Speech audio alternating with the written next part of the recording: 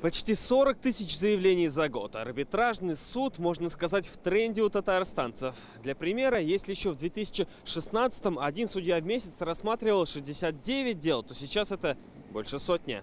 Возможно, отсюда и рост количества дел с превышением срока. Зачастую решения, принятые в этом суде, впоследствии отменяются другими инстанциями. 2018 год стал для арбитражного суда Республики Татарстан, не побоюсь этого слова, провальным.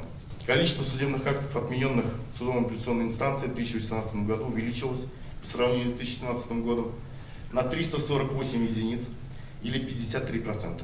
В прошлом году все чаще судьи рассматривали споры в долевом строительстве, электроснабжении, вопросы интеллектуального права и договора аренды. При этом Татарстан – лидер по количеству мировых соглашений. Я не знаю, кто беседует со сторонами, какие у вас методы убеждения.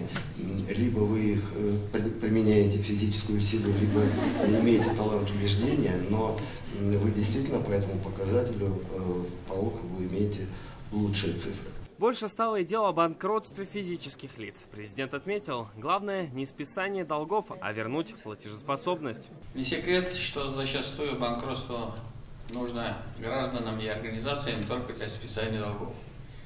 Однако главной целью этого института является финансовое оздоровление и лишь в случае невозможности восстановления платежеспособности. Рустам Минниханов обратил внимание арбитражного суда и на вклад в экономику республики. Важным направлением деятельности арбитражных судов является рассмотрение спора о взыскании обязательных платежей и штрафных санкций.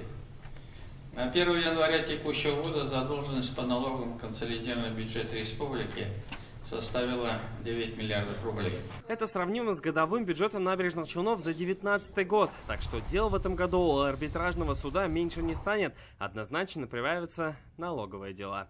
Салават Ухмадуллин, Андерсон Тальцев, ТНВ, Казань.